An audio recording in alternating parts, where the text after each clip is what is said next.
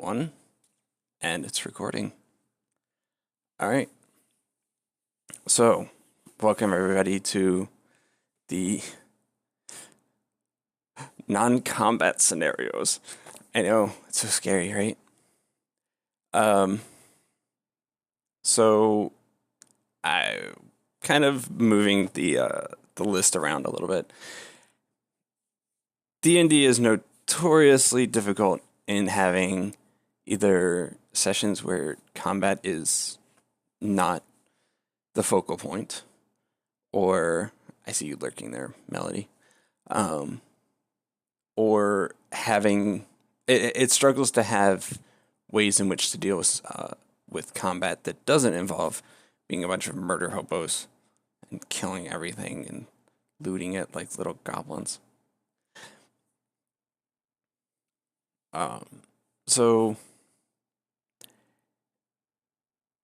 while a lot of people don't generally go into D&D for the I want to be the political espionage and seductress or James Bond type, it is sometimes a fun and uh, it helps to recharge a little bit to have sessions where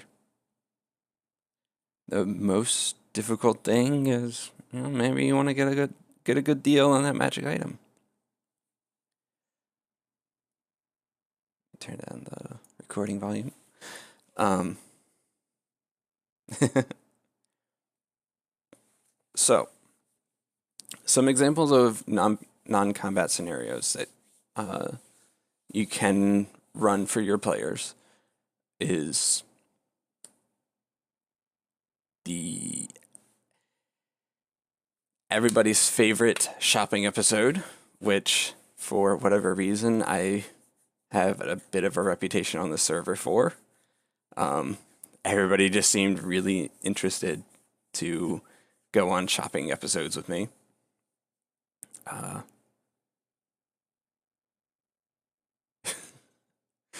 Thanks, Melody. And this can be either the local market, it could be the magic goods shop that comes up so often in Critical Role, the invulnerable vagrant or vagabond. Is that what? Invulnerable vagabond, I think, is what it is in the new one, or Gilmore's Glorious Goods, where some of the where some of the most memorable interactions for the campaign occur because of your NPCs. Victor, the invulnerable vagrant. Thank you. Victor, the blacksmith or the black powder dealer. Gilmore, Pumat Soul. So those three are kind of the standout characters for Critical Role. Deidre the Hat Lady. And part of the reason why they're so memorable is because of the work that the storyteller, the DM, puts into the characters. So it might be a one-off thing where you come up with the personality and hey Ted, you come up with the personality, the mannerisms of the NPC that's running the shop, and it just clicks. It's one of those character designs that fits so well, and your players will want to keep going back to that. Example being on the elemental plane of ice, the para-elemental plane of ice, there is the flying city of Tir Minut. And for fun, I had a fire genasi that lives in Tir Minut, which is, it is, for anybody that's in Canada, a very unpleasant representation of what it's like to live in Canada in the winter. So he is a very miserable person. Always has a cold. Always he hates his job, but he does it. And so players that would go on these shopping trips that I would run would often want to go back to this guy. I think his name Charbroil? I think it was Charbroil. Yeah, original I know, right? Um, for no reason other than it was a fun interaction. Um,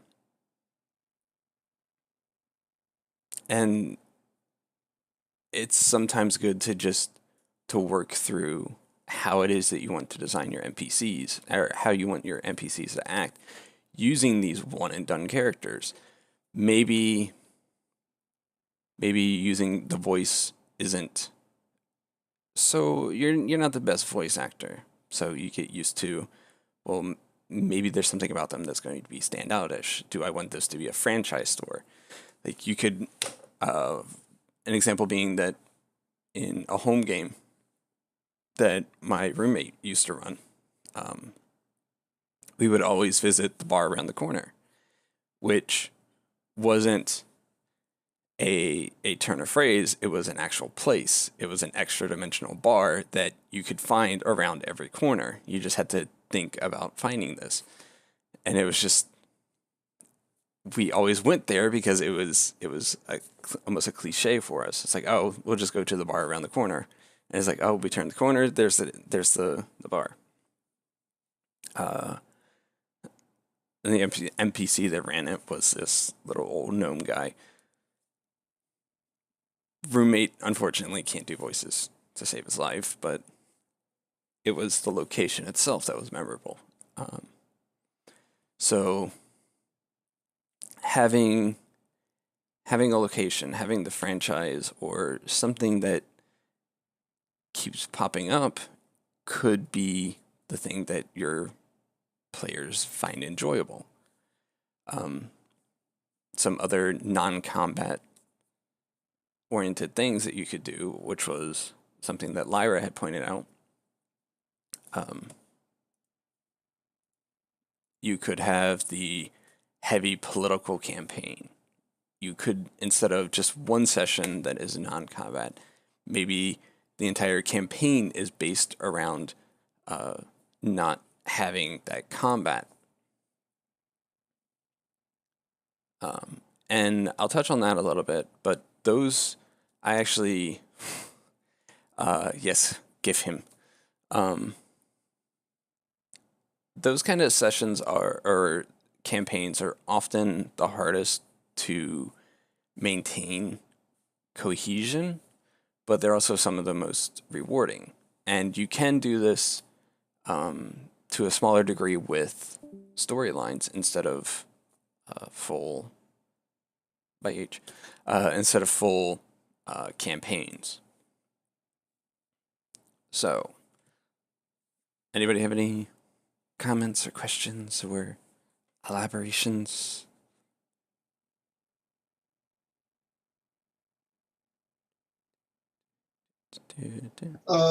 How important is it to have intentionally memorable NPCs? Is it just like a thing that happens, or what? So, in that case, it might. You have to work a very delicate line when it comes to having a character that's memorable. If it's somebody that the players have to interact with, and then if you force that memorableness to them, that interaction, it might come across as having the opposite effect. They might remember it not fondly, but like, oh, we gotta deal with this asshole again. Um, and then the characters that your players really enjoy. I'm actually recording this, Tad. But the character that your players enjoy interacting with the most might not even be somebody that you intended to show up. Using Critical Role, for example, the character of Kima was intended to be a one and done NPC, but the players enjoyed the character so much of Kima that she became a reoccurring thing. And I think the same was true for Liara. She was intended to be a one and done mage NPC, but the characters just kept returning to her, and so she became this full-fledged NPC. So it might surprise you which characters your players enjoy interacting with the most. But you should try to avoid forcing it. Mostly because it could just become a source of frustration for your players. What do you do if the players choose to go somewhere unexpected and therefore can't plan ahead? So in that case, wing it. I personally tend to have the website 20,000 names, which I'll post in chat in a second.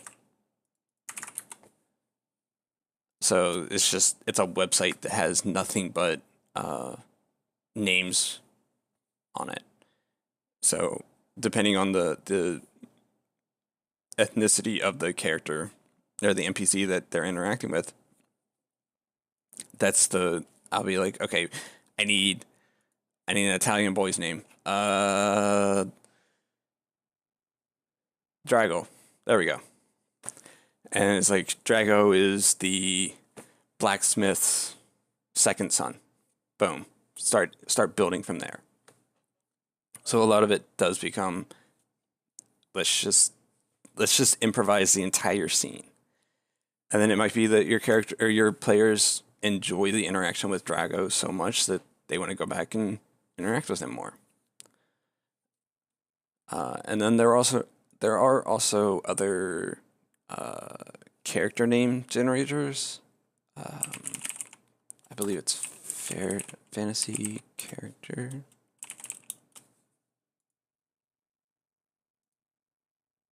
Yeah, fantasy name generators, which I also just posted in the chat.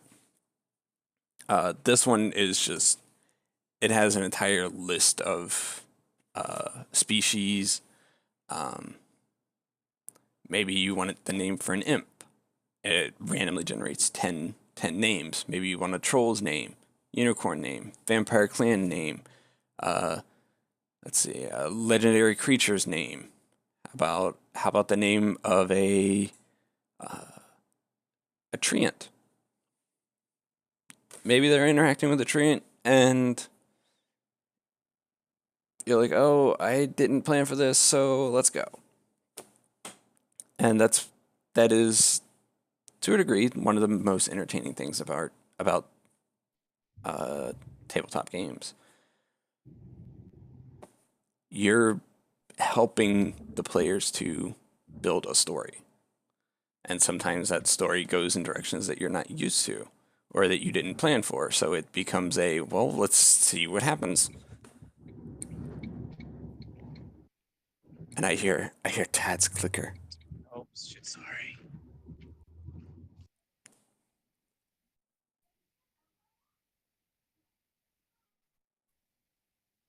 And I see melodies lighting up, but I don't hear anything. Can I ask my question now? Yeah. Okay. How important is it to flesh out an NPC, like the background and stuff?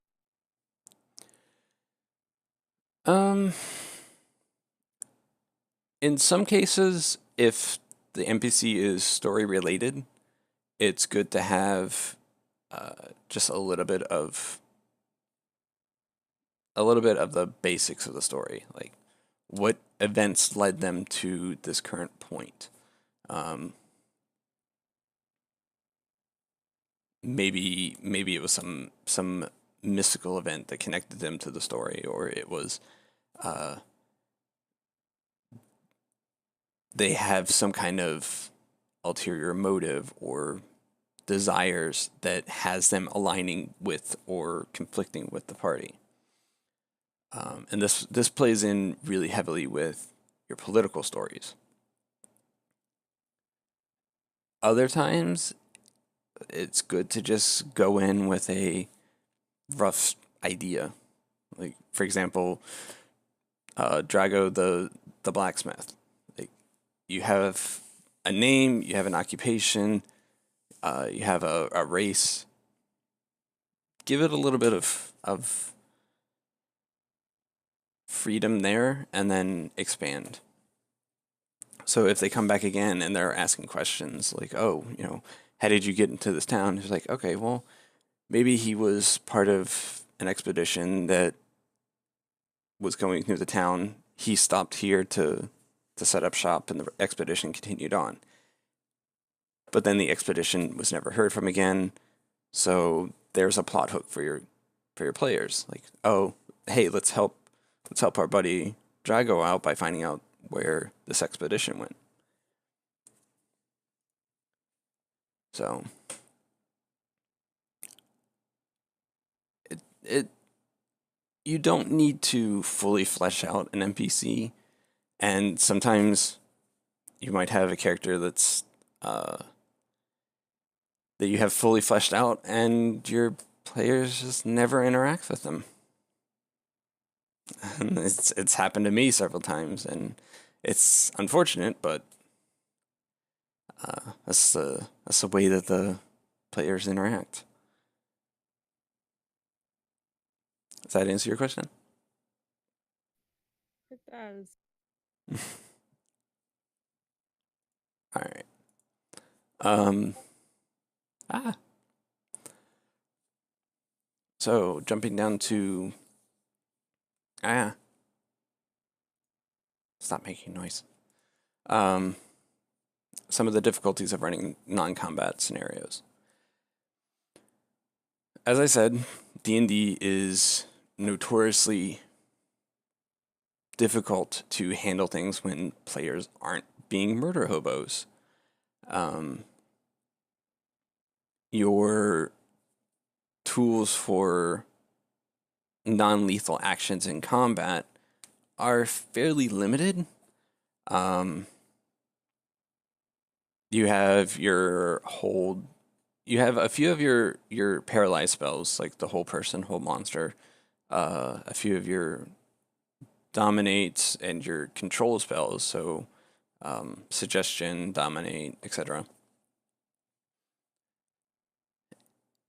It only lasts for a minute, but you do have access to sleep that functions to a degree at lower levels. And then for your physicals, your martial characters, really you only have the options of non-lethal damage or disarming. But disarming in 5th edition is bad. It is horrendously bad. For anybody that has never looked into the rules for it, and these are located in the 5th edition DMG, it's a athletics versus athletics or acrobatics, where it is a attack roll versus an athletics or acrobatics, where the attacker has disadvantage if the creature is two-handing the weapon, and the defender has advantage if they are size category larger than the attacker. So you can see how this it becomes very skewed to the defender in terms of winning, even between two medium-sized creatures. If you're two-handing your weapon, that kind of guarantees that you are going to succeed. And even then, the disarming option only drops the weapon at your yeah, gnome barbarians, man, they're gonna be so much trouble. It only drops the weapon at the the defender's feet, and then it takes actions from the attacker to pick up the weapon and to get rid of it in some way.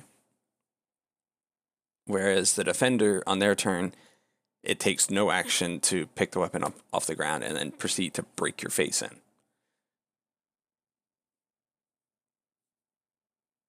And yeah, like if you wanted to play as a gnome barbarian or a halfling fighter that wanted these alternative combat actions, you're kind of SOL. And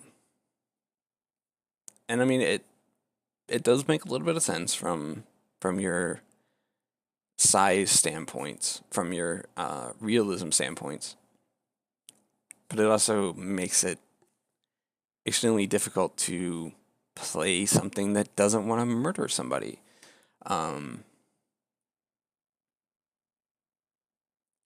And I think that a lot of the times, and I'll talk about this later, a lot of the times DMs actively would seek out to punish their players for not being murder hobos.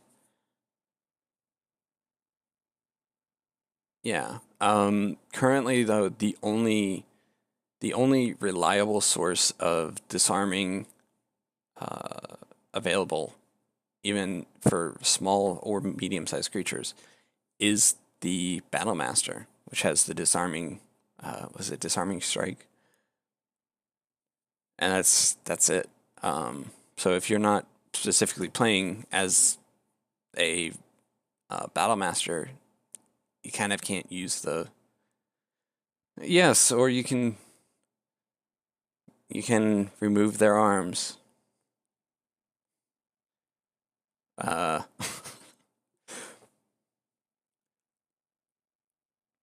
yeah, it in some degree it does feel that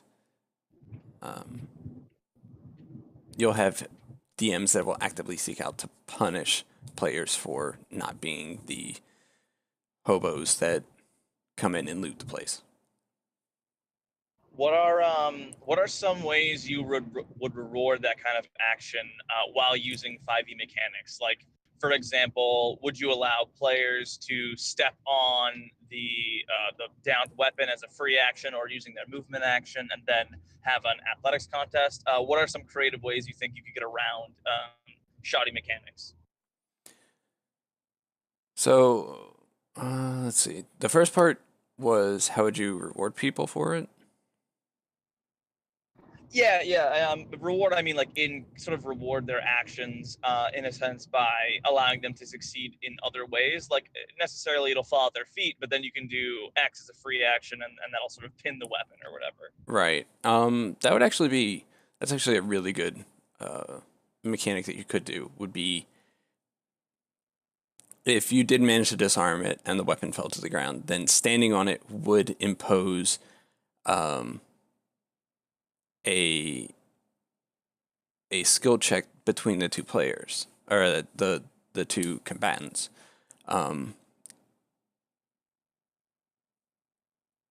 It probably would come down to athletics versus acrobatics, or that fun little either or, depending on whichever is higher. And it would probably just be one of those. I probably wouldn't give advantage or disadvantage, just because have you ever tried to balance on the haft of a broom or something while somebody's trying to pull it out from underneath you? Kind of, it's a little wobbly, but you're also putting your entire weight down on it. Other examples would be, I'd probably allow for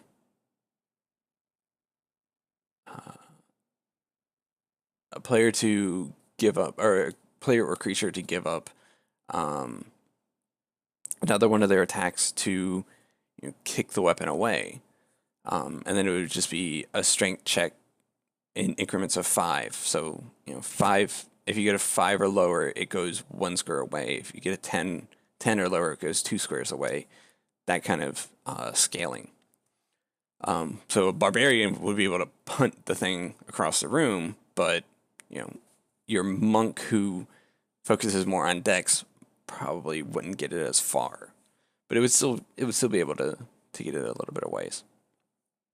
It would just prevent creatures from immediately walking or bending down, picking up the weapon.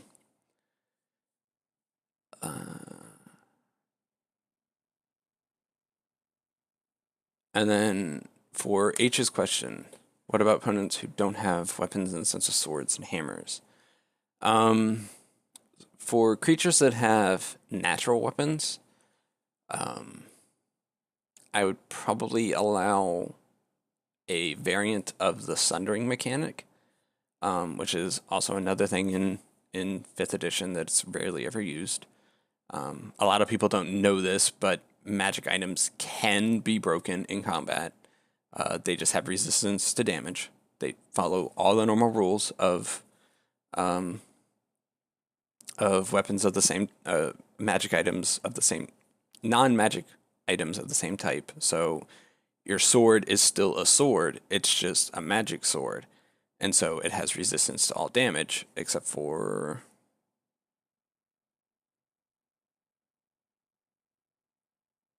No, I think it is just resistance to all damage. Nope. Immune to psychic and poison, most likely. Yeah, being objects, they're immune to psychic and poison. But this kind of comes up with the instant fortress. Yeah, so in that case, you really can't disarm some of those creatures. I would probably allow you to try to sunder some of it. So, for example, the dragon. Break the dragon's claws or try to break some of its teeth. If you're using a hammer, it would be a little bit easier to break some of its teeth out. Cutting off its tail would be a little much, mostly because its tail is a pretty meaty part of a creature. But I mean, you could do that in, as Charlie said, the Monster Hunter rules. It would probably take, let's see, I'd probably rule it as maybe a fifth of the HP of the creature, or 1/5 of the creature's HP to remove the tail. Probably put a limit to removing things like the arms or legs, because then you would just have a bunch of murder hobos running around cutting off people's legs. But for things like the tail, yeah, I'd probably allow you to not cut it off completely, but maybe damage it enough that it ceases to allow for the tail attack. Or if you were to break the claws or teeth, it would allow, it would either remove that option from the attack action or reduce the overall damage that the creature could do with it. Going from 2d8 to 2d4, for example.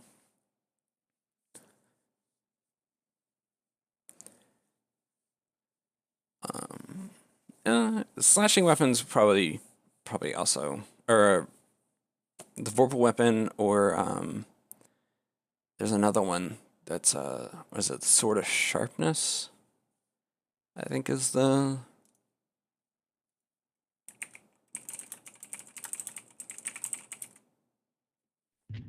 Adamantine weapons are particularly good against objects. You might allow additional damage, like it auto crits on objects, so that might apply when you're attacking specifically teeth and claw. Yeah. Depending on how you rule it. Yeah. And that is an example of that, rewarding players for doing things that aren't the standard. It might be more beneficial for somebody to use their Vorpal sword to try and, just decapitate the dragon. But if you're not guaranteed to, if you can't physically reach the dragon's head, which is a limitation that a lot of people tend to ignore, and that is one of the things that the Vorpal Sword does say. You have to be able to physically reach the creature's head to be able to decapitate it. However, the tail is much lower to the ground. Maybe on the nat 20, instead of decapitating the head, cut off the tail and just remove the tail attack entirely, which is a huge blow to the creature's DPS on the turn.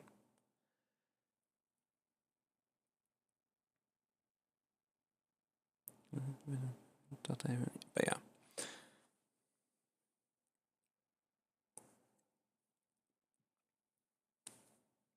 Yeah, the Shadow Spike.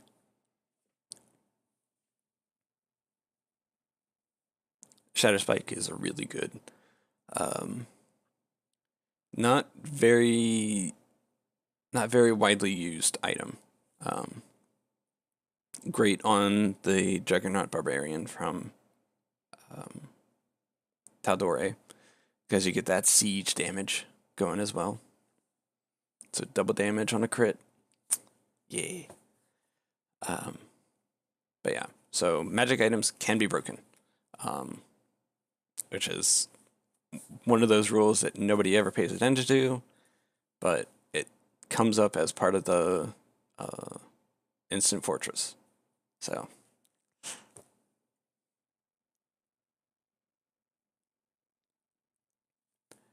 All right. Anybody else have any questions or comments?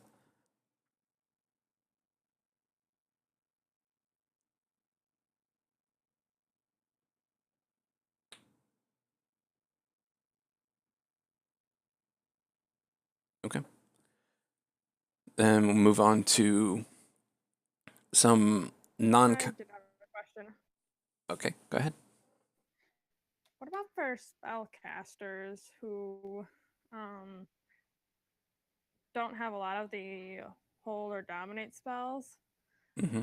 How would you do damage that could be potentially lethal with them?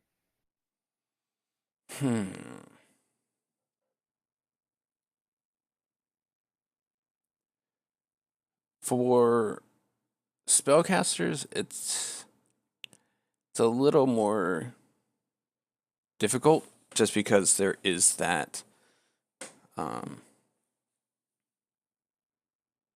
yeah, as Tad said, if you're using a melee spell,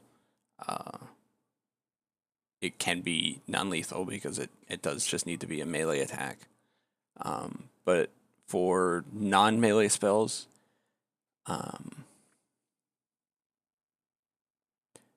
it becomes a little more difficult because yeah, you're essentially unleashing a massive burst of energy that can't really be controlled beyond the, hey, don't murder everything in the area and turn it all to glass.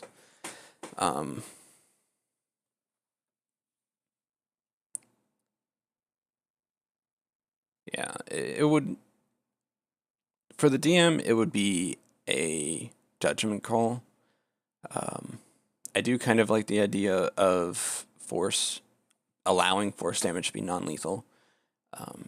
In that case, it wouldn't quite be concussion damage, but it would be something that you could spread out a little bit. So, hitting somebody with a magic missile, instead of it being this explosion of force damage, you could like hit them in the face repeatedly with a fly swatter. For things like disintegrate, yeah, with the exception of disintegrate, I would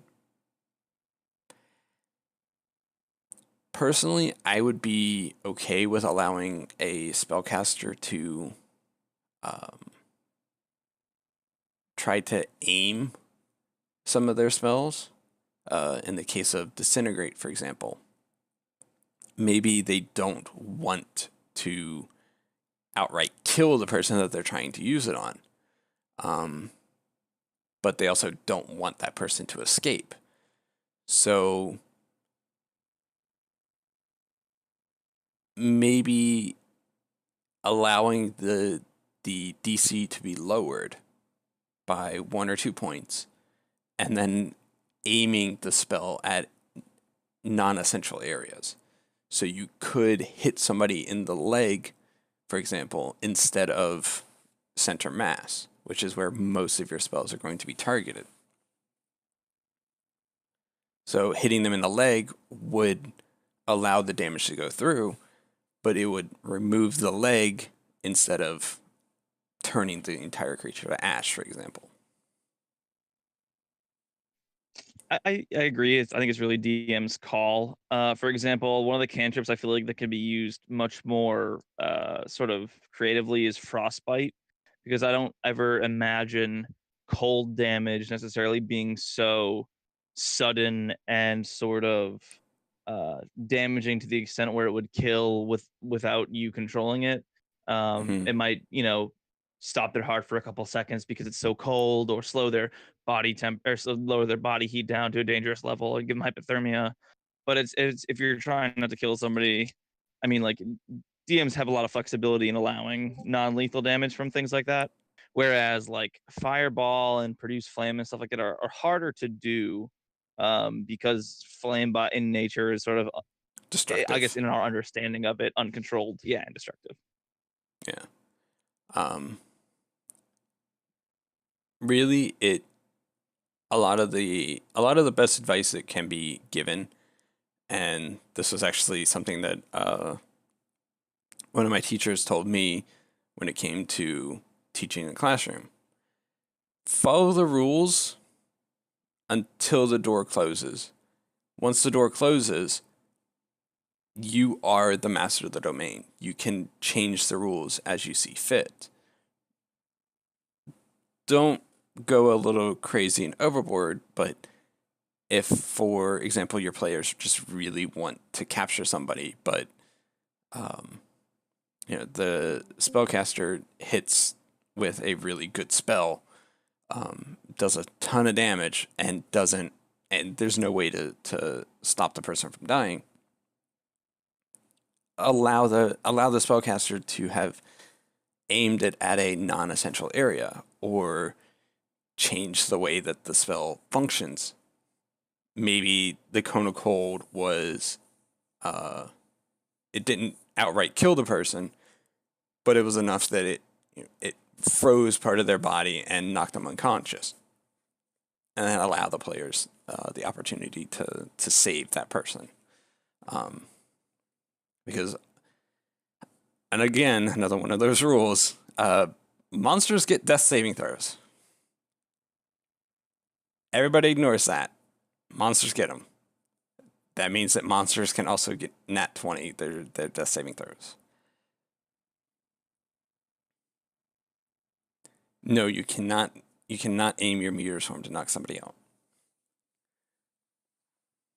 Unless it was something that had an area of 40 feet. So can I knock out a Tarrasque with a meteor swarm? Maybe? Actually, I technically, by lore of the Tarrasque, all damage that you do to it is considered non-lethal. So you got that going. So in that case, a meteor swarm would knock out the Tarrasque, because the only way to kill it is for it to be either not on the material plane, or to use the wish spell, I think it was. So yeah. Yeah, 3 consecutive wishes. Otherwise, it goes into hibernation and then comes back to nom nom nom your faces.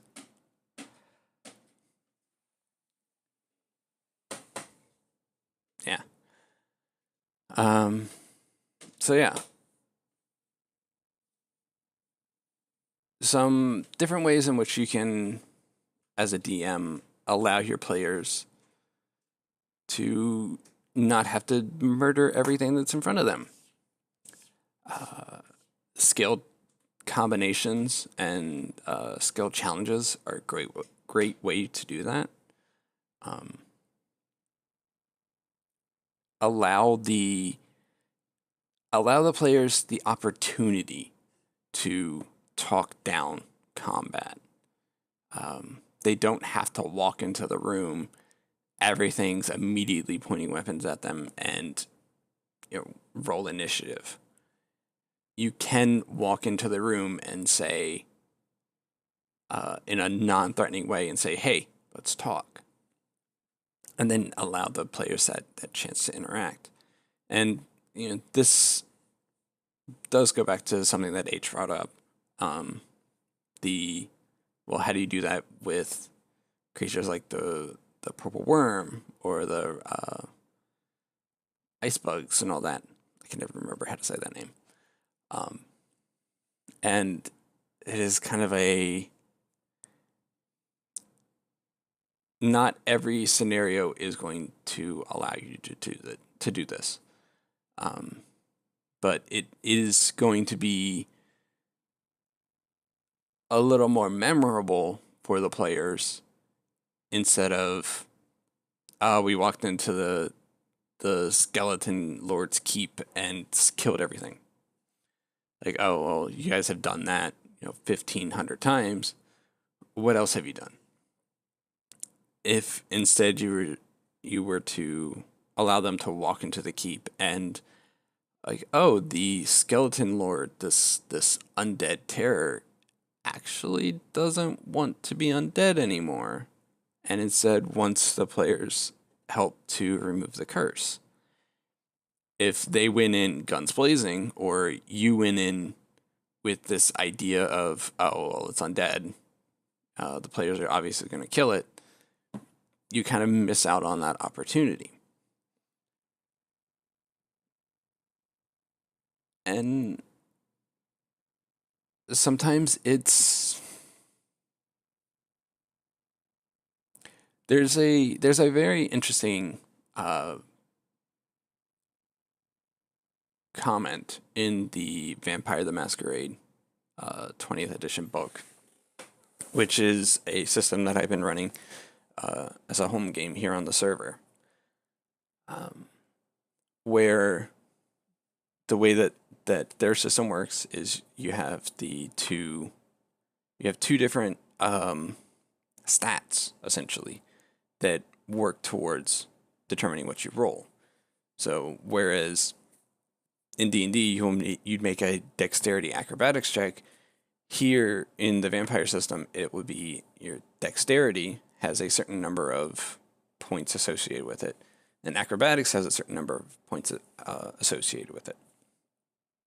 And together that determines how many dice you would roll. And that system, you roll d10s, and it can be up to 10d10 versus a difficulty. So if you have a difficulty 6 and 3 points in dexterity, 3 points in acrobatics, you would roll 10d10, and anything that's a 6 or higher is considered a success. Now, in that system, you can have one and done difficulties. So for you to jump across this building would be difficulty 6. Well, you're rolling 6d10, so statistically, you should get at least one success. In that case, the game just tells you, why bother rolling? Don't have every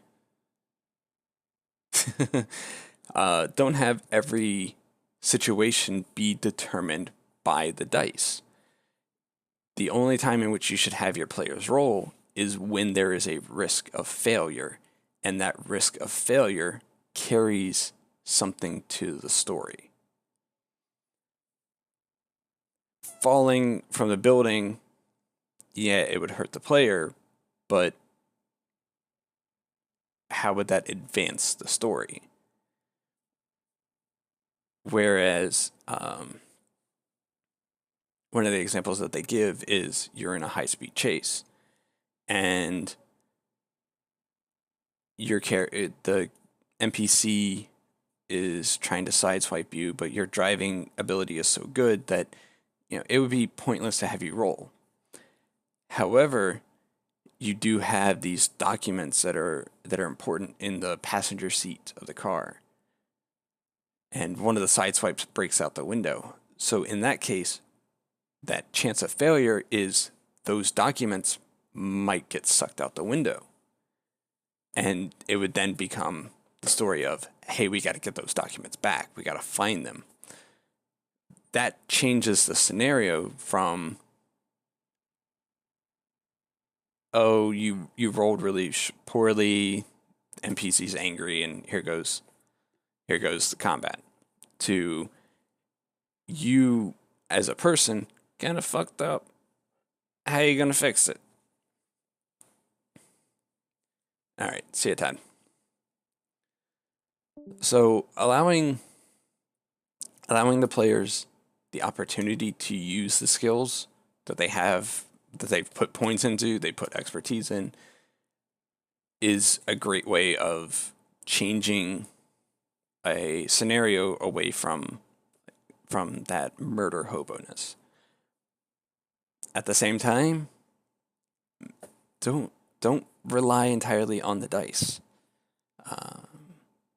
Listen to what the players are saying. If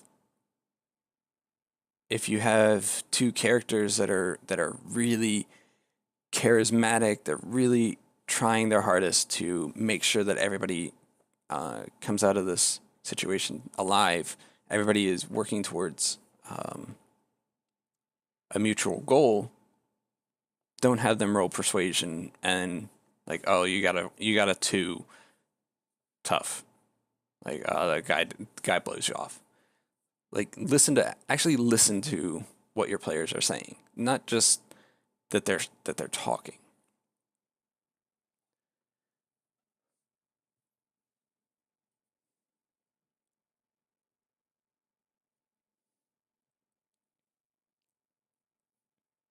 And I can give an example of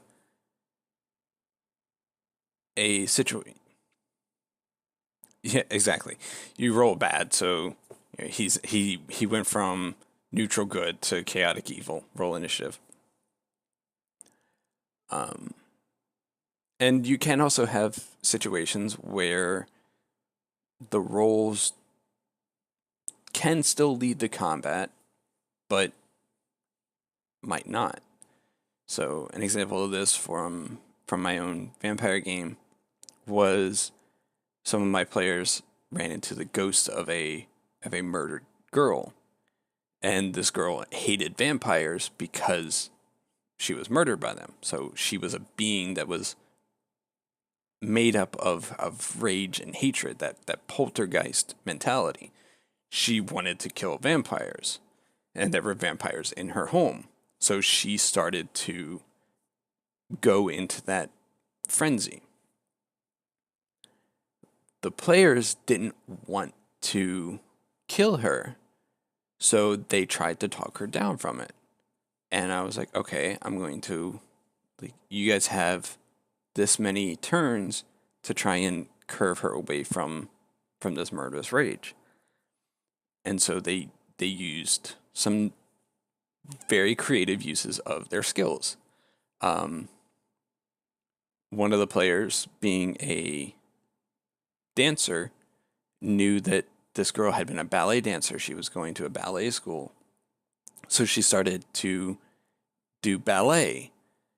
And one of the other players was using their phone to play music to, I think it was Swan Lake.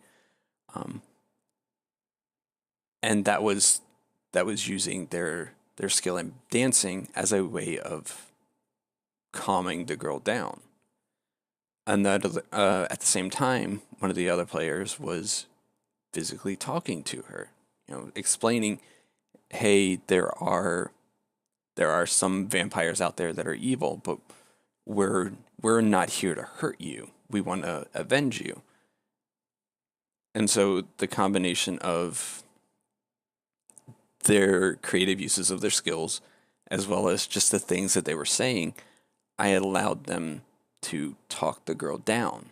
So she's still a rage-filled hate monster, but it was calmed enough that the situation could continue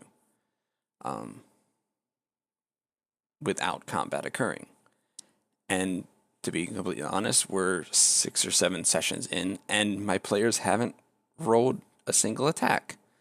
They've never had a combat scenario because they either have managed to talk their way out of it or have used some of those mental control abilities, those dominates, those commands, command spells, to avoid having to fight.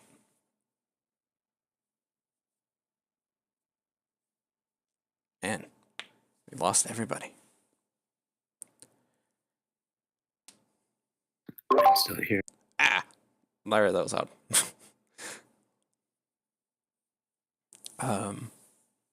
But yeah. So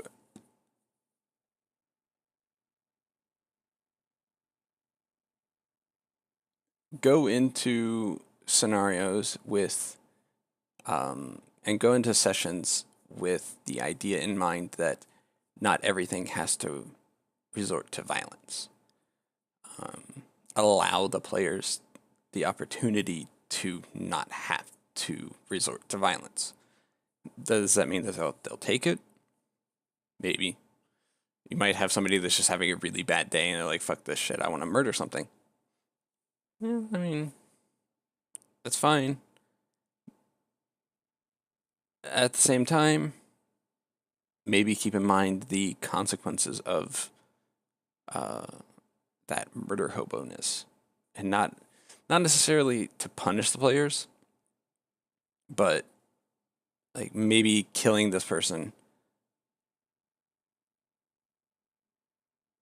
Yeah. Like you needed that murder hobo-ness just to let off steam. But maybe your killing of this tribe of goblins has a effect on the surrounding area. Maybe the kobolds that had been fighting and skirmishing with the goblins, they take the area and they start multiplying even more, and suddenly you have a kobold infestation, or there's now more traps in the forest. Or on the political standpoint, maybe you killed a vampire that was masquerading as a noble, and that destabilized their noble house, which caused the breakdown of a treaty between 2 other houses because they lost that backing, and there's now a war going on. And that does play into the next point that I was going to bring up, the long story, which is keeping in mind how the events of the session influences the campaign as a whole.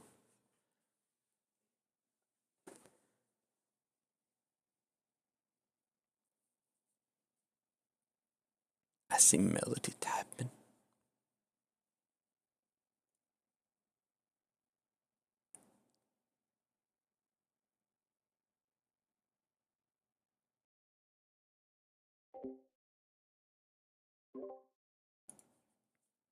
We have an archmage in the upper planes now, but we almost kicked the bucket. Yeah. I mean, and that's entirely a consequence of the actions. Like, you guys could have died because of the scenario. But then the things that you fought, they might have been holding together something important. I don't know the details of your story, so I'm going to use this as an example. So you were just having a really, really bad day. You went into murder hoboness, and you found some devils on one of the planes, or one of the layers of hell. You killed them, and that resulted in those devils permanently being dead. You looted them, and you went back to Remnant.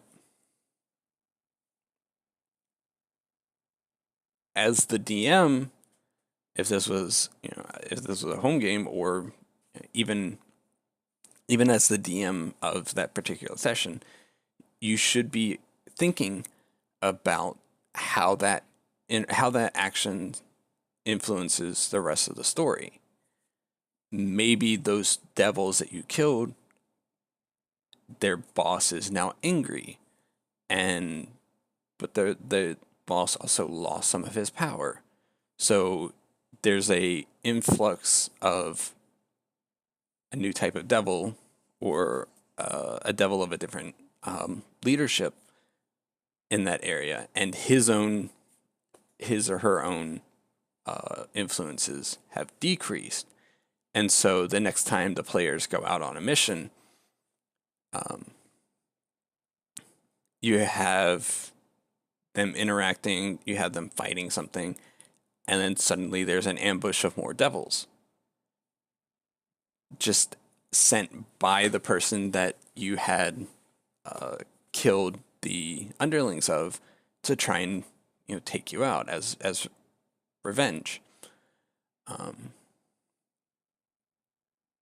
And this is also part of what makes those political games so difficult to run, because a lot of the times you get into this mentality of the players are the focus of the story and exist in a bubble, and the only things that happen to the story are the things that happen around the players. So this happens quite a bit in Remnant, where things only happen to the city of Remnant, to the players, and don't seem to have an influence to the rest of the story, or the rest of the world.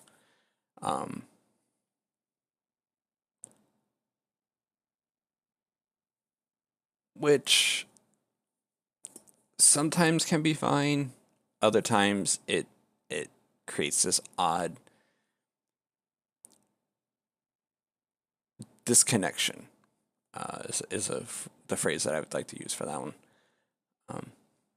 Where the players' actions have changed the landscape in some way, but then nothing else in the story interacts with that change. Like several months ago, we had a DM that introduced a planar rift that was changing days worth of travel of the forest into the elemental plane of fire. And it was essentially, he was pulling the Oblivion dimensions from Elder Scrolls Oblivion to the forest of the north. But then anybody that wasn't that DM just kind of ignored it. And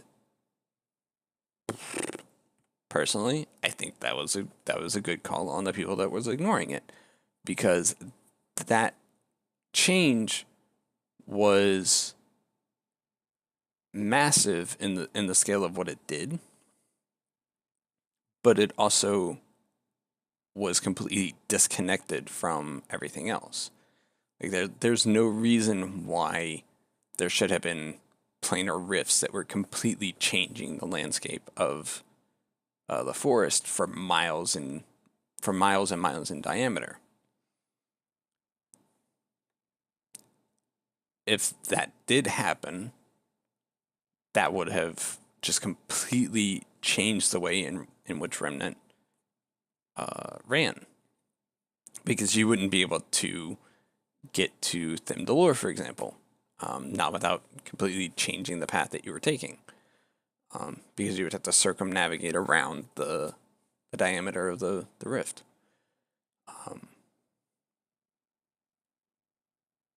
So when it comes to your political games, the actions of the players do have to have some influence on the story. And the easiest way to do that is by, and this might sound really weird, treating the players as the NPCs in the background. So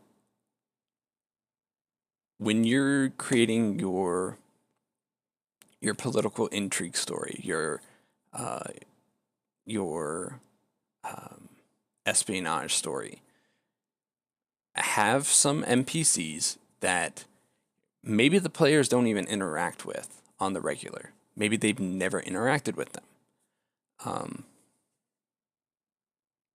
Just some characters that are vital to the story. Who are the main motivators of the intrigue, of the espionage, of the assassination attempts? Who are the people that are acting as the puppet masters? And then from there, it becomes, how do the players play into the plots of these characters? And again, this is something that comes up quite a bit in Vampire the Masquerade. You have the game outright tell you that most of the extremely old vampires, the ones that have been around for 7, 8, 900 years or more, have become disconnected with the modern world. They don't interact as much with it. Some aren't even seen because of paranoia. However, they are actively involved in what the game calls, by Melody, what the game calls jihad. So, and this isn't the same as the same use of the word as we know it, but it is a multinational game of chess between all of the vampires. They're all of the elders are trying to win, essentially. So that is the background to the story of that everybody else uses when it comes to making their own Vampire the Masquerade game. How are the elders influencing the story? And that's how you should approach some of your other sessions. How are the key figures of the key NPCs of your story influencing and controlling the actions of the players? And that is sometimes the hardest part, is thinking of the players as the NPCs, as the background characters. But it makes the story a little more manageable when you're thinking about the actions of the players as a whole. So it's not how do the actions of the players influence the story. It becomes how does the story change because of the actions of a few.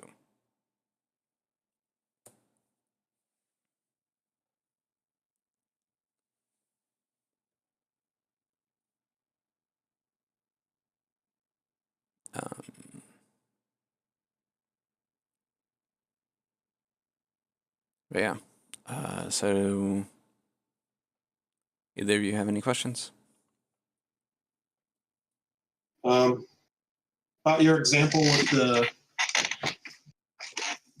the political RP, I guess. You mentioned the character or NPC or NPCs, multiple people. The ones that you depending on what your characters do, like you kind of have their story. I don't know. Would you have their story set? Would you have a basic outline set out, or would you just make it up as you go along, or a mixture of both? Because I mean, what your characters do always like predictable. Yeah. So in that case, Which is fine. yeah. In that case, it would be a kind of an overarching, an overview of what it is that you want the story to be. It's kind of the archetype of your political stories. You have certain events that occur at certain times, and I think there are outlines available online that shows like at this point in the story this should happen, at this point, the rise, the climax, the fall, the resolution, that kind of thing. So you should have some keystone moments, some set concrete ideas to occur, and then everything should warp or change or in some way be influenced by the actions of the players. And if you wanted to take it a little bit further, by the actions of other NPCs.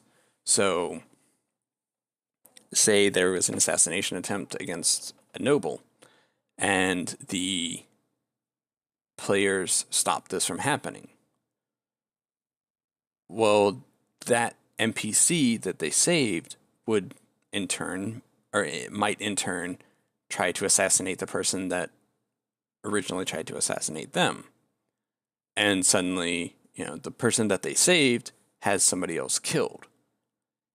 And then it becomes your job as the DM to determine how that influences the story, because that could take out a key player that was working against the players.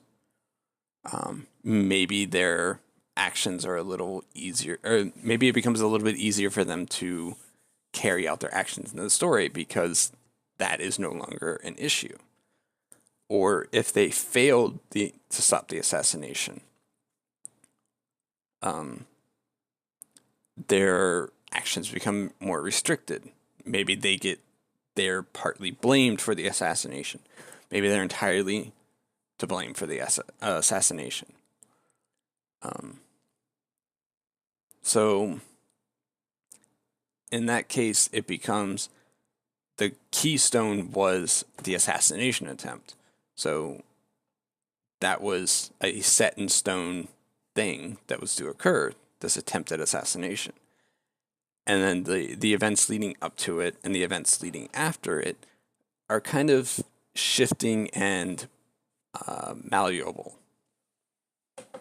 And it all depends on the actions of the players. Make sense?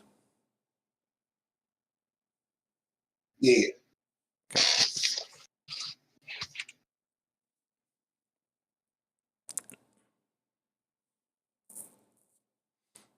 I have another question. All right. So I've been trying to do some GMing, and I have a format for a specific mission I want to run, like for like low mid tier. So far, it's just been low tier characters. I want to have like some NPCs that aren't really used a lot. Kind of run new players into how things work, adventuring. Give them a tour, a brief tour, run it, and take them out in the wilds. With another NPC, like a ranger. He's called a hunter. He just sends them out to kind of just basically brush up on teamwork skills and stuff. I guess one thing I try to do is to do. I guess it's a matter you just gotta. I don't know. It's a matter of learning when to do something, when not to do something. Like I've done this twice so far. The first time it was with people who are new to the server. What I did is I did play it off like a joke, but the point was so they'd learn what different places were Like the dude was like a really lazy guy, and he had them do like his errands. Like he had them go different places, and like I'd have them just type in the thing if you want to like post a link to a place, like go to the arena or go to the temple, and I'd have there'd be a person there to meet them with whatever item he told them to get, and they'd explain what the place was for, and they liked that. But I had a group of people who've played characters before, so like even though their characters are new, these are people who know where stuff is. So I felt the need not to do I started him off. I played it off like he was going to do it, but the hunter guy caught on that he was making him do basically his errands. So I cut it short and just had him go straight out to the fields. Right. I don't know, is it like, but I really wanted to do more. I mean, I guess it's not something you can force, or I guess you gotta get good at it because I'm still new. So I was like, I wanted him to do more skill checks and stuff, but I guess if you do too much, it's a bad thing. All right. I guess basically what I'm asking is just how do I get the feel of when to and when not to? And you partially answered that already. I guess for some situations you want skill checks to actually matter when it's crucial to moving the story forward. But this case, it's like the scenario I made up is kind of low pressure, more or less. They might run into some fights, but it's nothing like life threatening. So in that instance, it would be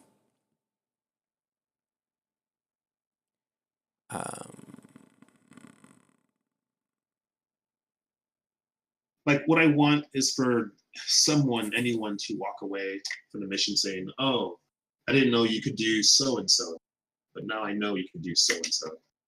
Even for people who played multiple characters here before, I guess that's what I want. right. So I'm trying to think of a good way to do that, because DMing on Remnant is a little bit different than DMing a normal game. So in instances like that, I would say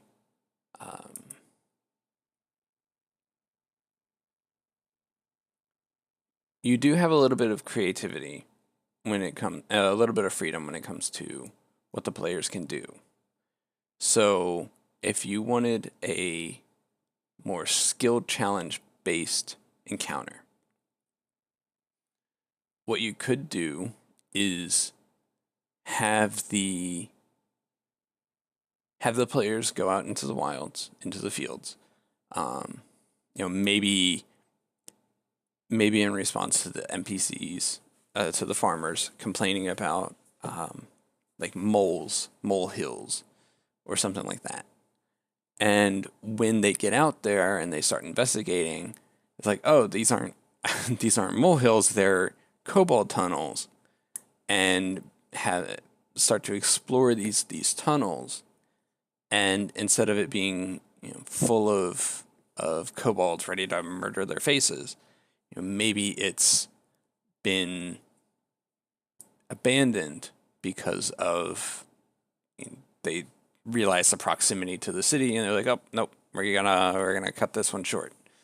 But they still have it trapped,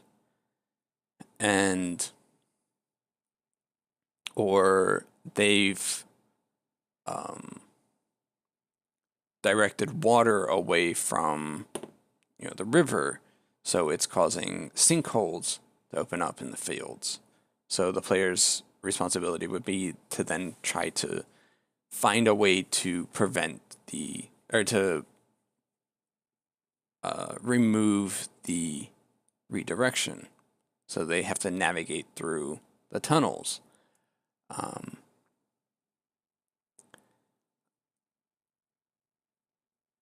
Other examples could be using the farms themselves as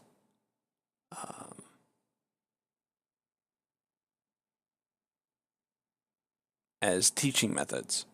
So maybe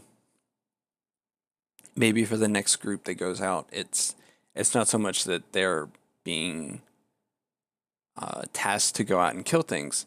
They are tasked with helping the farmers to protect themselves a little bit. So that would be actually teaching the NPCs to fight a little bit better, to use weapons, and have a little bit of fun with it. Maybe have it so that the players are to dress up as kobolds and pretend to be kobolds that attack the farms, so that the farmers themselves have to get used to the idea of fighting. And then it would become less of the players' responsibilities to, wipe out the attacking creatures, as it is maybe the entire intention is for the players to lose. Like, that's what they're intended to do, is to lose to the farmers. But that's just to get the farmers' experience.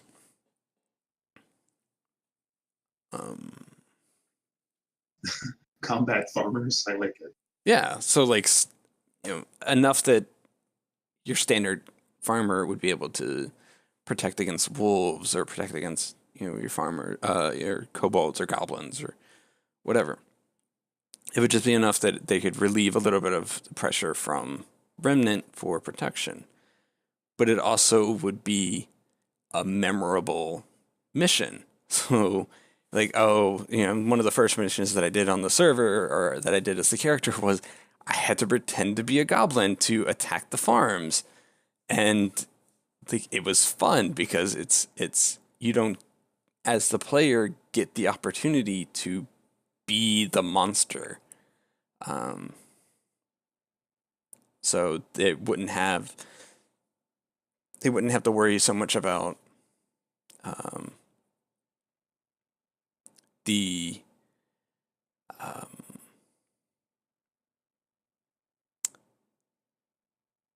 risk of our people always get to be the monsters. The risk of death that comes from the low-level adventures. It would be a for fun way for the players to earn some experience. And it would also get them, for the new players, the ones that are completely new to the server, it would get them that experience of using the system. For the old players, it would be a unique experience. Make sense? Yeah, I like that. Yeah, so do I. I don't want to use it because it's your idea, but Go use for to it. go into. Okay, I'll make sure I'll make sure to credit you. But what I'm trying to do for those two is to do something. It depends on who it is. I'll try to remember taking out. Yeah. But if it's like different people, I could recycle some stuff and tweak it. But I try to do something new every time. We'll see. It could also be instances where they're tasked not so much with fighting the monsters. So maybe Thymdalore needs some help. So they send the low-level adventurers as backup. But when they get there, it's like, the fighting is a little too intense for newbies. Here's how you can help instead, by being the medics, the supply runners, assisting in the frontline combat without actively being frontline combatants.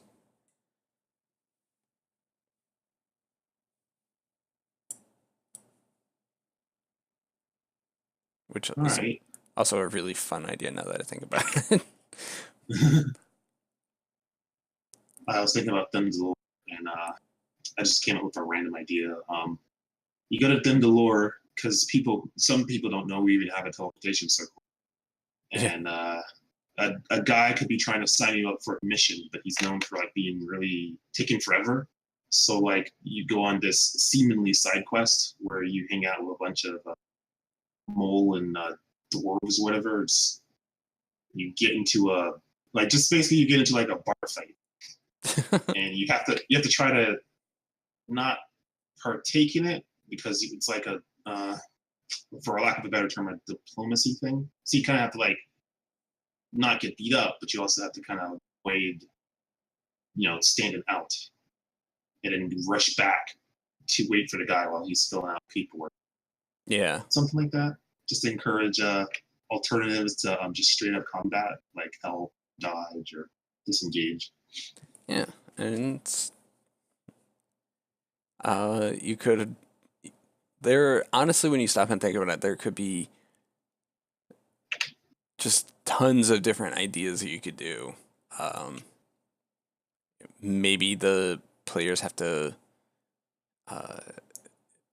get some form of sacred water or sacred object, like the Olympic torch kind of thing, from one place to another. And then everything is actively trying to prevent that from happening. But it would never be just outright combat. Maybe it becomes we have to get through this mountainous pass, but there's a blizzard. How do we survive? How do we maintain the fire? Or how do we keep this water from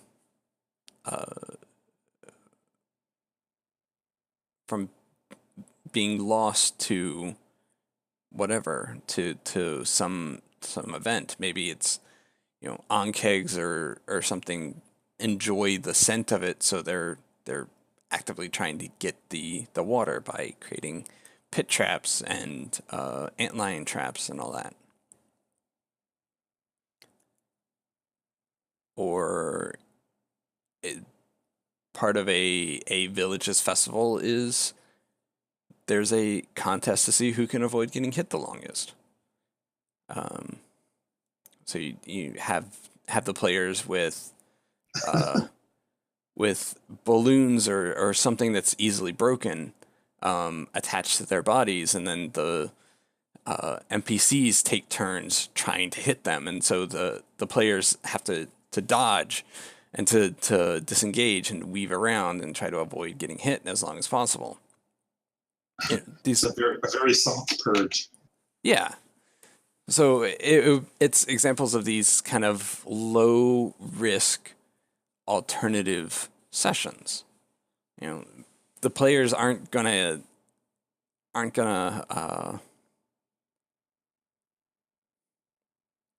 walk away with battle scars and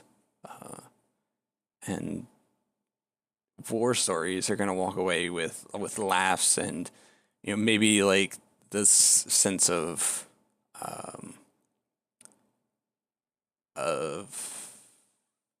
not camaraderie, but yeah, in a sense camaraderie, but also maybe a rivalry. And actually is a fairly good segue into the second half of this, which hopefully be a little bit faster. But it's that rewarding alternative thinking, rewarding alternative play styles. In those cases, they might not get a lot of experience from it, but maybe one of the characters won the pot for the contest, and they get more gold than they normally would for a low level session. So all the players get 25, 50 gold at level 2, and then the person that won, they get 100 gold, or like a gem that's worth 100 gold or something like that.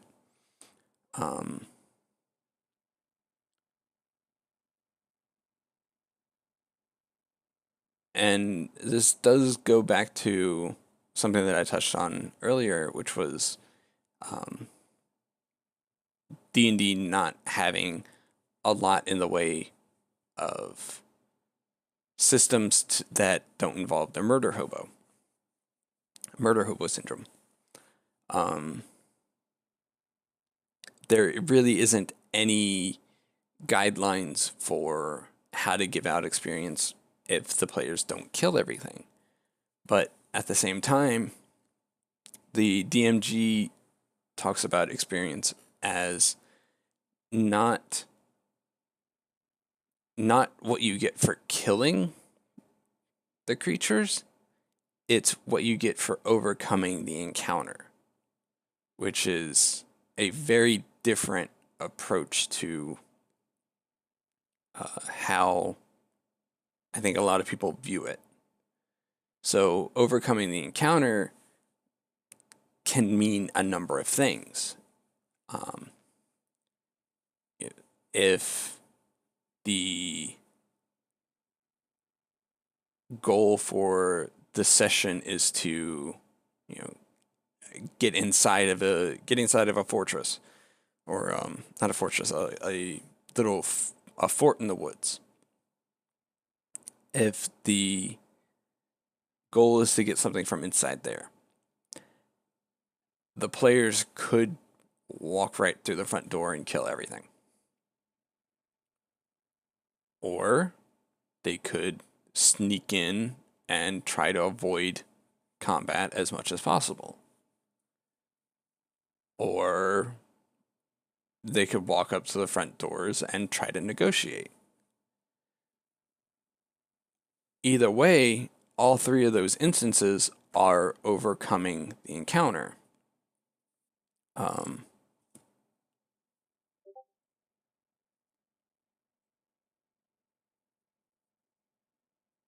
Sorry, Norik is messaging me.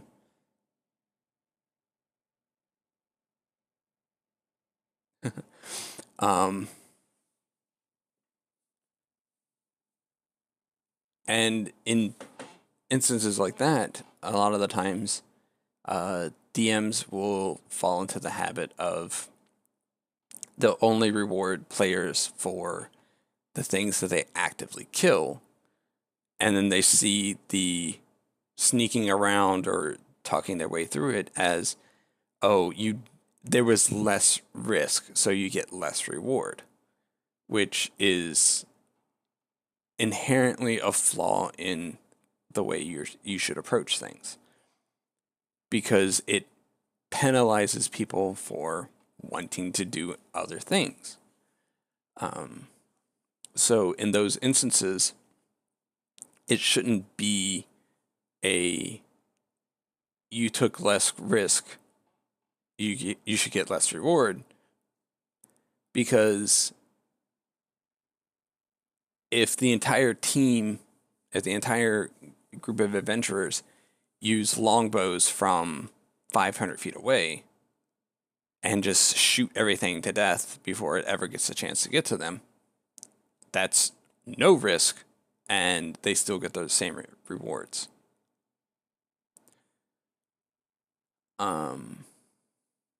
So when it comes to experience, it should be you have overcome the encounter. You get the full reward, the full experience reward. That could be the amount of experience that everything within the fortress would have been worth, or a set amount for completing the mission, however you want to approach it. When it comes to the reward, you have a little bit more freedom. So it's easy to go, well, they broke in, they killed everything, they got this amount of gold, this amount of items. I had rolled to have a few magic items here or there, etc. If they snuck in and didn't kill anybody, or kill very few people, maybe that reputation gets them contacted by a noble that wants something done discreetly. And so it leads to the opportunity of a quest line where the players get to act as rogues will want to do. They go in very sneaky. They could be rewarded ahead of time an amount that equals what they should have gotten from killing everything in the fort and looting it. Or the benefactor that sent them on the mission in the first place be like, hey, I liked your approach.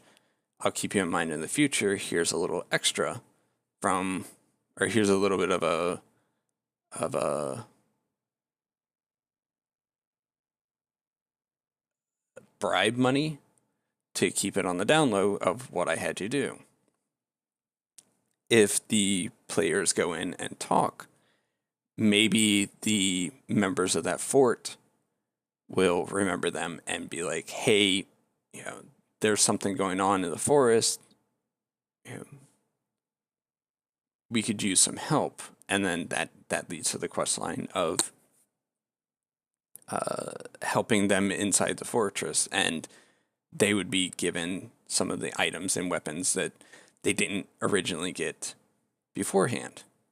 Like, hey, you know, this is all thanks for helping us out with that situation. Here's these magic items. Here's these rewards. You know, you guys have earned it. So you should never punish the players for not wanting to go into a combat scenario.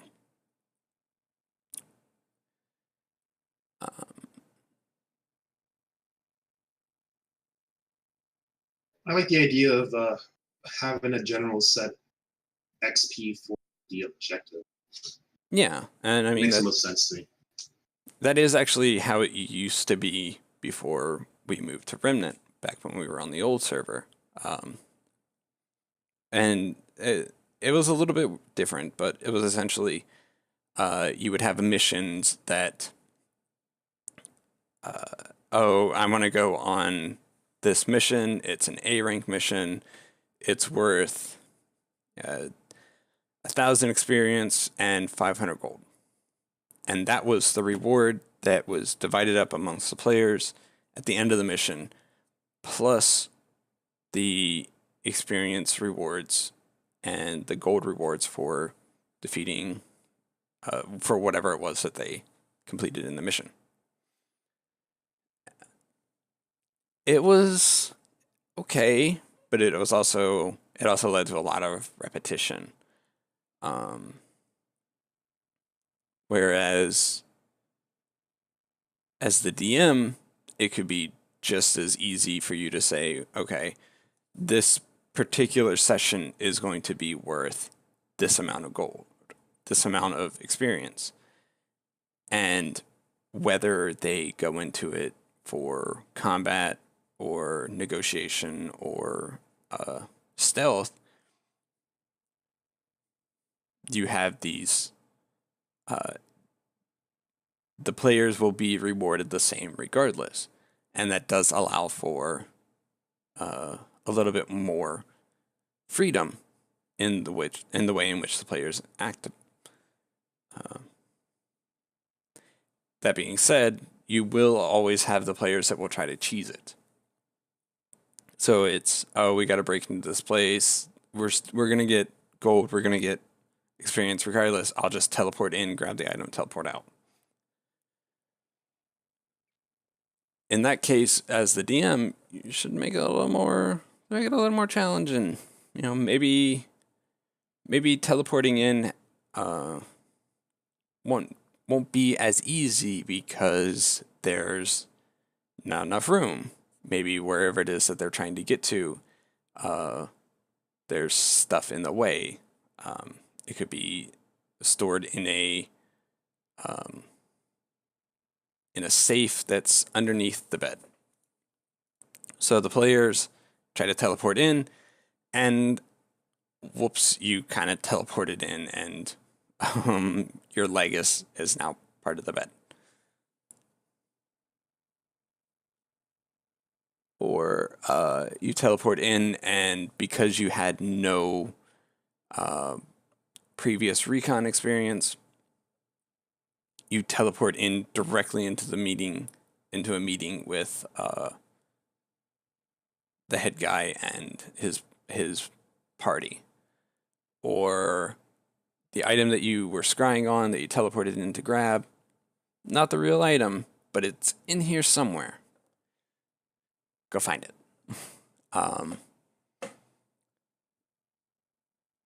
You shouldn't always do this, but sometimes as the DM, it is a little frustrating when people try to cheese every encounter. Or you could just say, hey, this place has been teleported into before, so they've taken measures to protect against that. And there's, Mordekainen's private sanctum prevents teleportation and scrying. So you gotta figure those out yourself.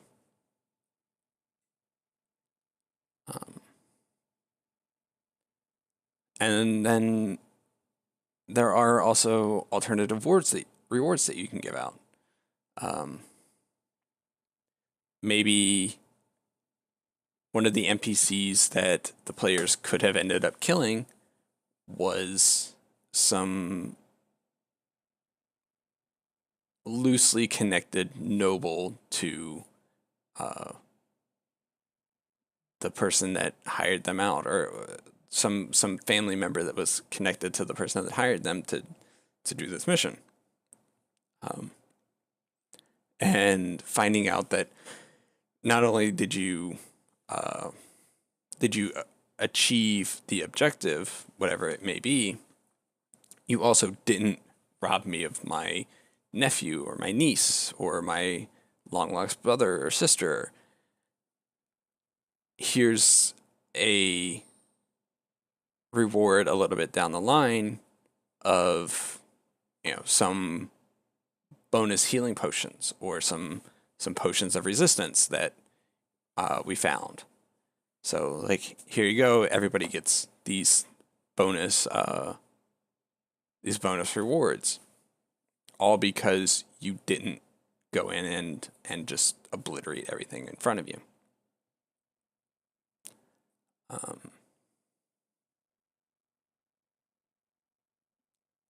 Boons are also something that's possible. And I know there was, for the longest time, a lot of debate about the nature of them on the server. However, those could be, maybe the players get some land for free in the lowers or the middles or the uppers, or in the equivalent in another city. Maybe in Thymdalore, they've got a house now in Thymdalore that they could go to.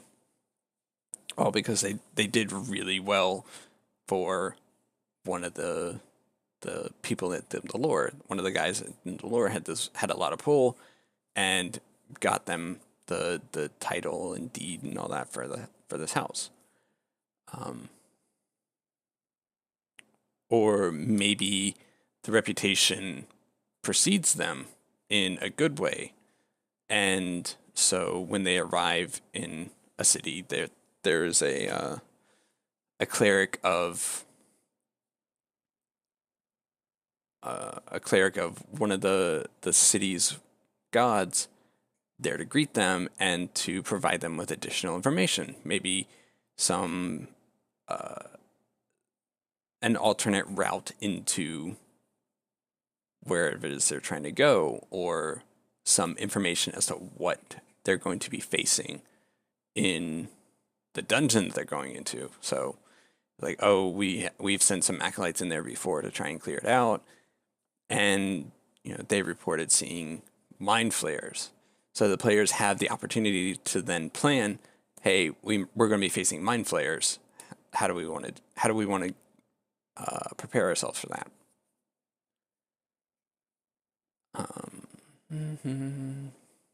Alternate rewards.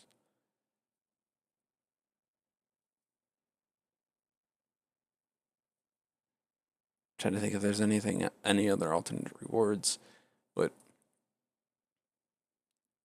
really it just becomes you as the storyteller, you as the DM, have that freedom to help the players to reward the players for doing things a little bit differently. And usually those are the moments where it's most memorable.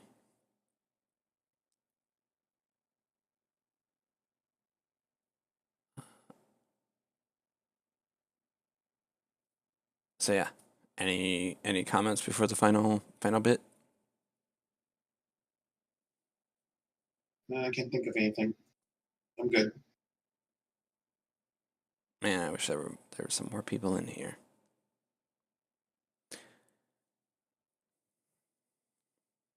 All right.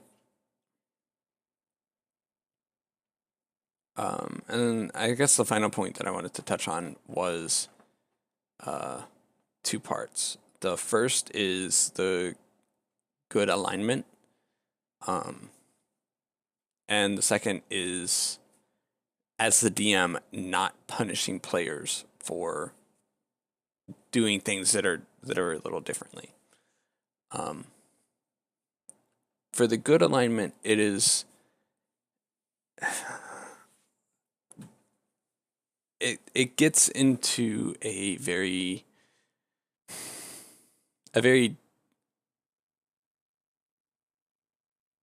hotly contested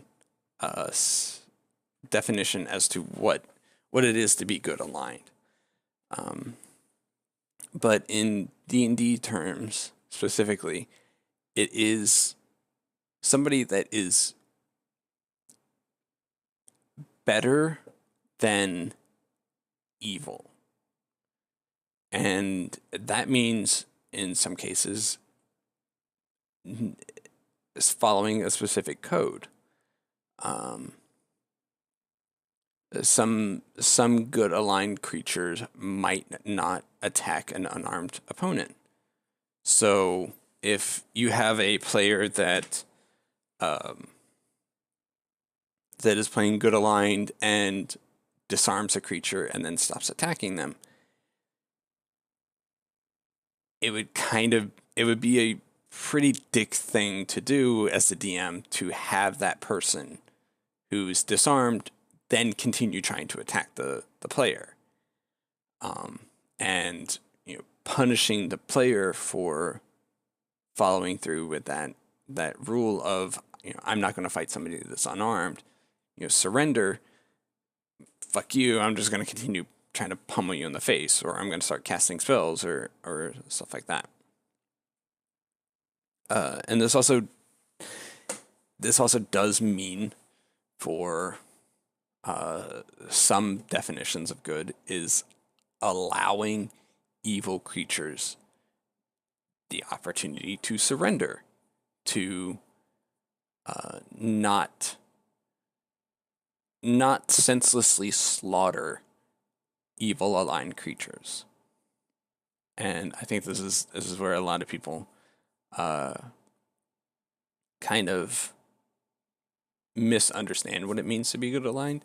They think it's in a direct opposition to evil, like good has to stamp out evil. The purpose of good aligned creatures in D&D is not to eradicate evil, it's to redeem evil.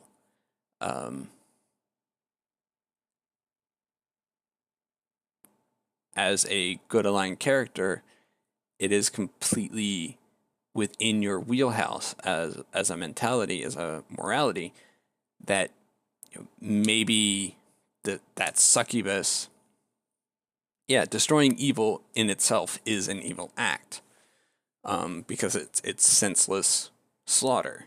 Like, oh, I'm killing you on the grounds of what you are. Like that's by its definition. Well, Thor is not exactly a good god either. I think Thor is chaotic neutral.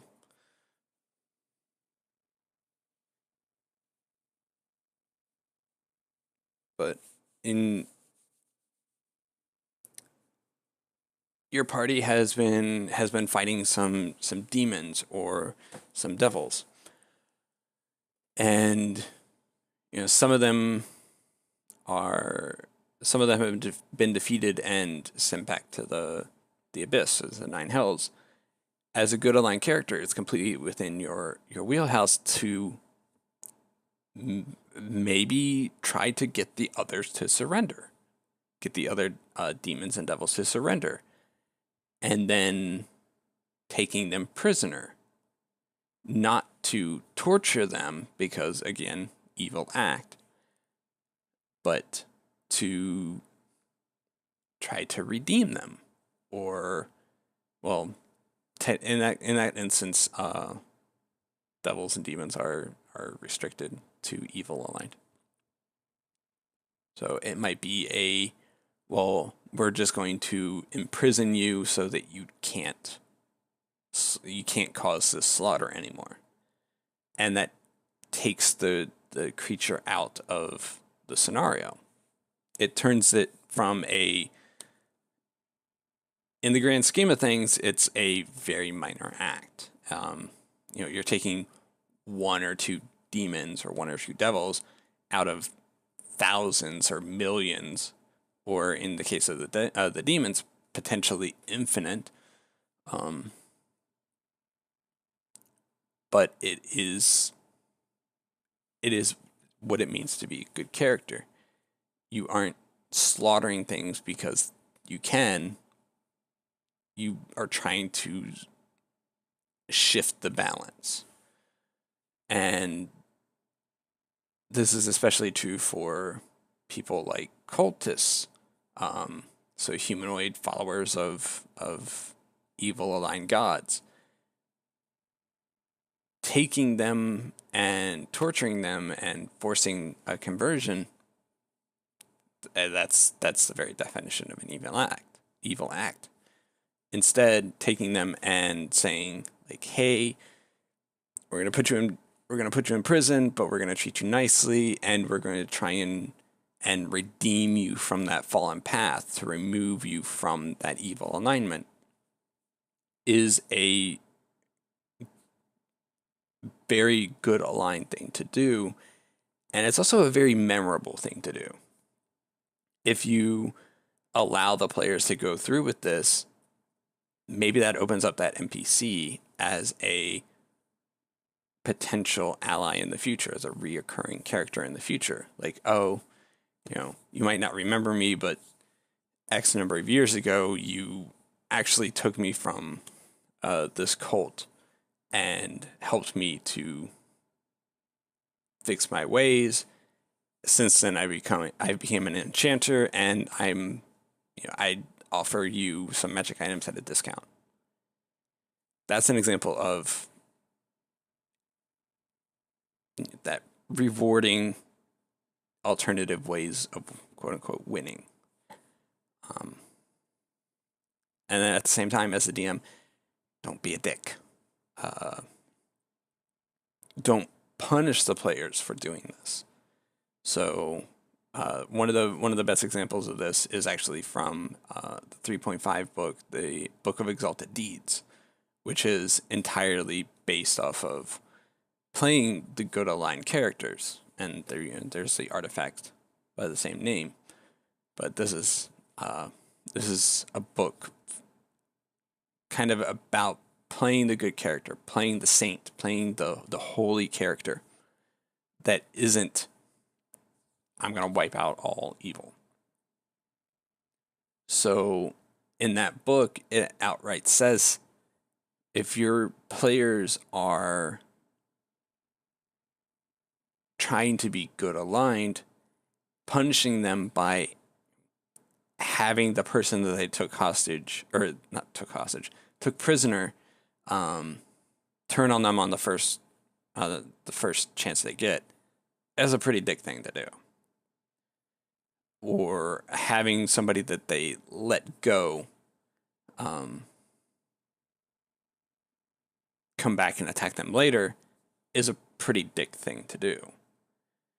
So in that case, you're actively punishing your players for not just flat out killing everything. And what was that? Are there times where that would be appropriate, though? Sometimes, yes. There's actually there was a entertaining bit in the second season of Critical Role, which is it's not necessarily spoilers. But at one point the party is at one point the party is camping out through the night and they're attacked by bandits. Instead of wiping out the bandits, the party talks their way through the interaction. I think they might have killed one person. Instead of talking their way, they essentially intimidate their way through the encounter. And so the NPCs, the NPCs that were there, they leave, and that's the end of that little bit. And then, I think it's a full 20 episodes later, the players are camping out and they're attacked by bandits again, and the bandits that attack them are the same bandits that they let go. And instead of it going into the full fight, the bandits that attacked them realized, oh wait, we fucked up. And it just immediately de-escalates from a combat situation to that's another example. It immediately de-escalated from a combat situation to the players essentially reprimanding the NPCs. So it's like, hey guys, we let you go once. Whoops. We let you go once. Oh, what's going on? Like, why are you guys still doing this? And so it became a memorable experience for the players because they got to have a little bit of fun. They got to, there wasn't a threat of death. It was I'm disappointed in you guys. Like, we're gonna reprimand you some more. We're gonna fix this personality. And I think the NPCs that did the attacking later showed up as NPCs in the city. I might be wrong. Like, they actually got jobs. But in terms of situations where it's appropriate for these kind of dickish things to do, I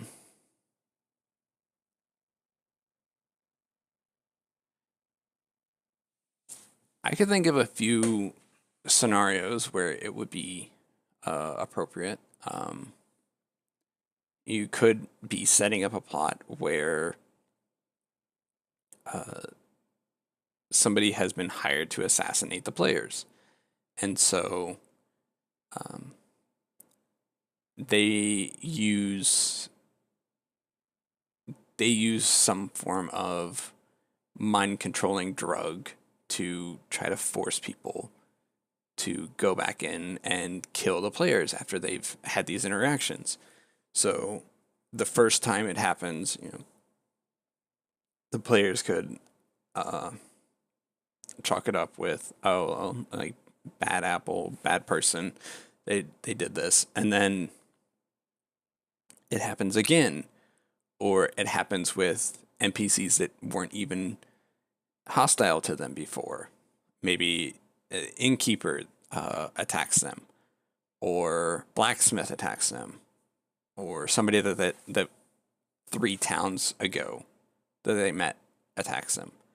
And then it starts to become this, well, hold on here. Why are these, what's going on?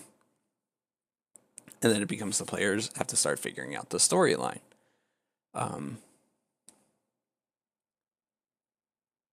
Or maybe the players accidentally picked up a cursed item.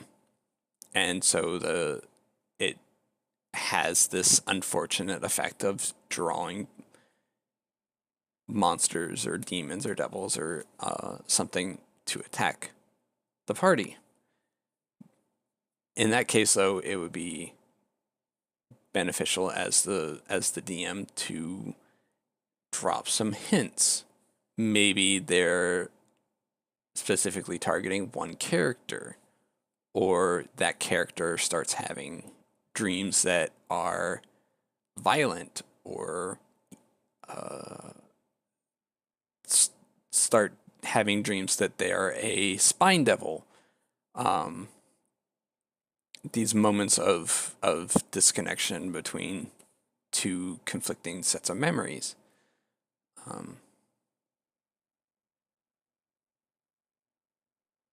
So in cases like that, it becomes you're not doing it so much to punish the players for their actions as you're using it to advance a storyline or to start a quest hook. Make sense? Makes sense. Okay. But yeah, been rambling for about 2 hours now. So, if there's any last comments or questions? No, I think I've asked everything I asked. You kind of wrapped everything up pretty succinctly. Oh, okay. Hey, Matt. Hello. You joined. I forgot who you were, to be brutally honest. Yeah, I get that sometimes. Who were you before you were who you are now? I was Chris. Yes, you were. That's how I remember. Yeah. Okay. Yeah. The storyteller. Okay. I was Chris, and then when I'm running my Vampire the Masquerade game, I'm the storyteller. Okay. I forgot all about that because I don't always keep people's names in check. Like I go by username and profile picture. Or Yeah. normally just profile picture, and sometimes when people change their profile picture, it kind of makes me forget everything. Yeah. To be really honest. So one thing that you can do, and I'm not seeing an option to do it anymore. Nicknames? No, they're on Discord at least. When you click on a person's profile, You can add additional info. yeah, notes. But for some reason, mine isn't working. But yeah, I was just wrapping up my workshop, so. What did you do it on? Remind me. Non-combat scenarios. Okay, so like RP stuff. Yeah, and also, actually, let me repost the brief little rundown.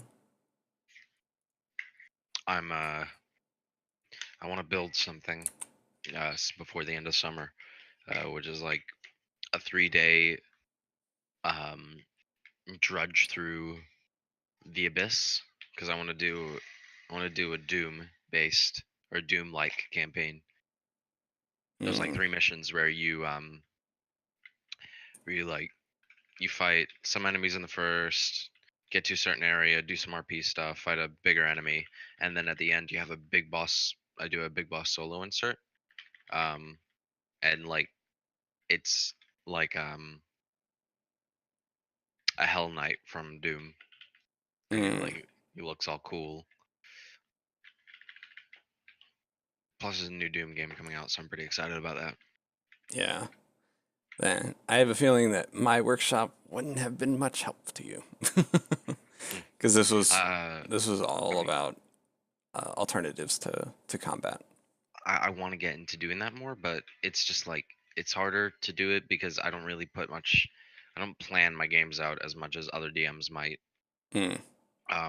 As in, I mainly I'll host a game if if a certain group has been searching for a while.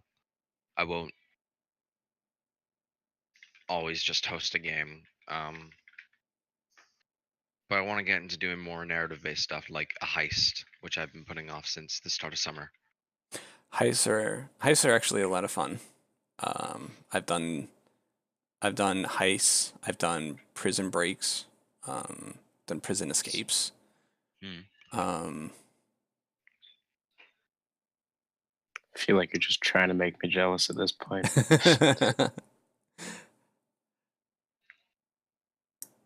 Trying to think, what else have I run that's really.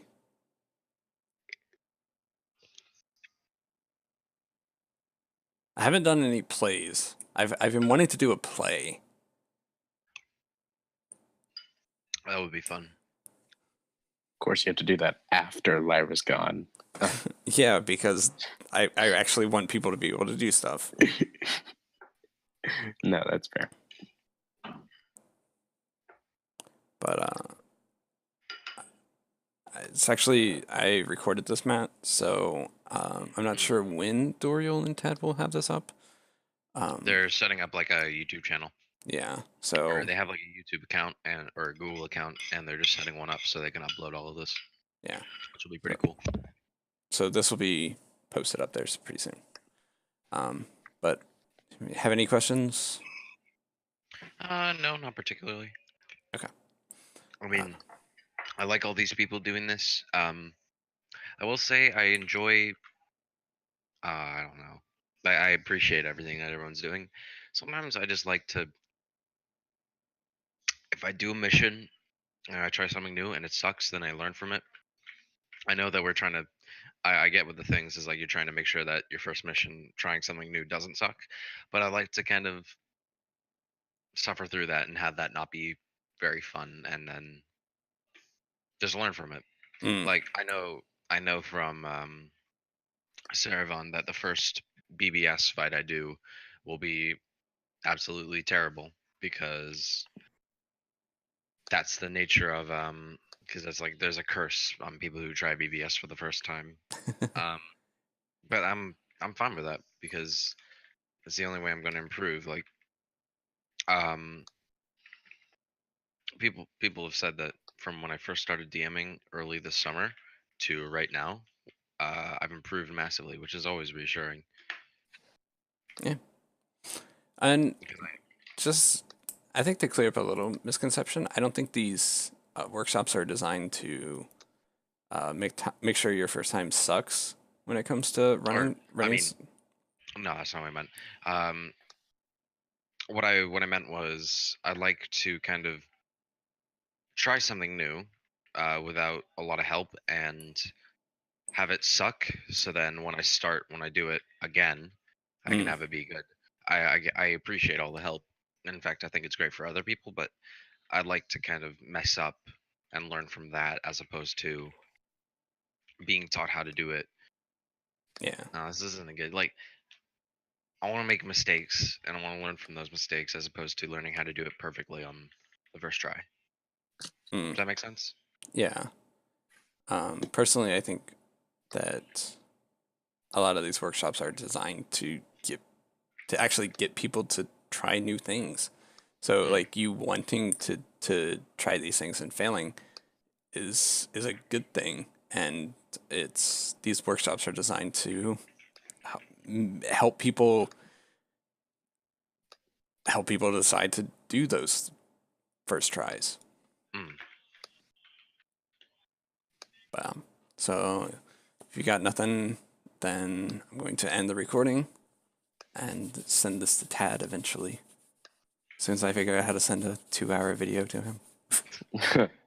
Just make a Google thing out of it. That probably wouldn't work. You might have to upload it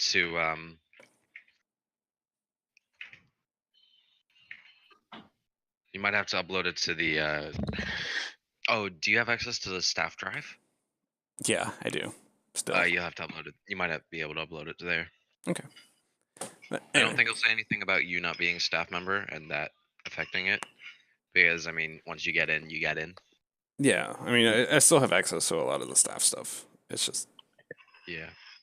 Oh no, that means you can see our kill Krompt plans. No. Lancer. Who do you- yeah, who do you think adds stuff to that document?